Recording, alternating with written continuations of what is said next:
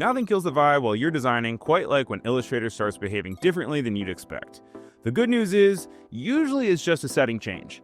Here are 5 quick checks I do anytime something feels off.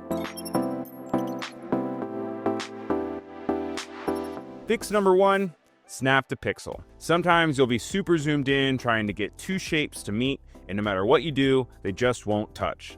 9 times out of 10, that's because snap to pixel is turned on. So, go to View, then Snap to Pixel, and make sure there isn't a check mark next to it. Once it's off, you should be able to get those 2 anchor points to finally kiss. Fix number 2, document color modes, CMYK versus RGB. If you're trying to design with bright, saturated colors, but everything keeps coming out muted or kind of muddy, check this first. Your document might be set to CMYK, which is the color mode meant for printing. CMYK stands for cyan, magenta, yellow, and key black. Basically, the 4 inks most printers use. And ink just can't reproduce super vibrant screen colors. So, if your design is staying digital, switch to RGB instead. RGB stands for red, green, and blue, and that's how screens create color. So, you'll get way brighter results. You can check this by going to File, then Document Color Mode, and choosing RGB.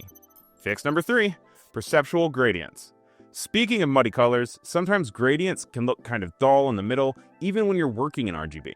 That's usually because of how Illustrator is blending the colors. By default, gradients use Classic Mode, which can sometimes create a washed out transition between 2 saturated colors.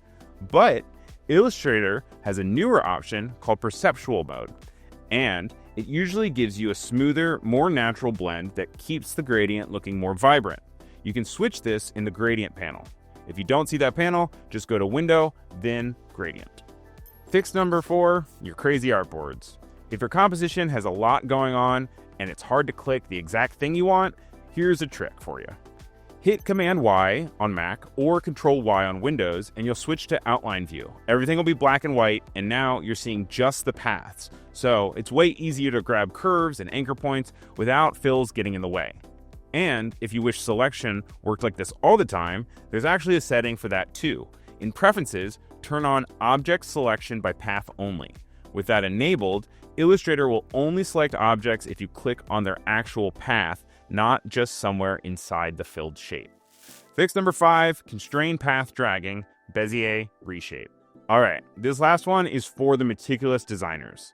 If you've ever spent forever getting your Bézier handles at the perfect angle, and then you try to adjust the curve and it totally messes up your handles, this setting helps out a lot. Go to Preferences, then Selection and Anchor Display, and turn on Constrain Path Dragging on Segment Reshape.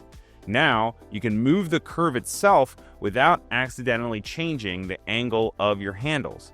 Here's a before and after to show you what it looks like when it's on and when it's off.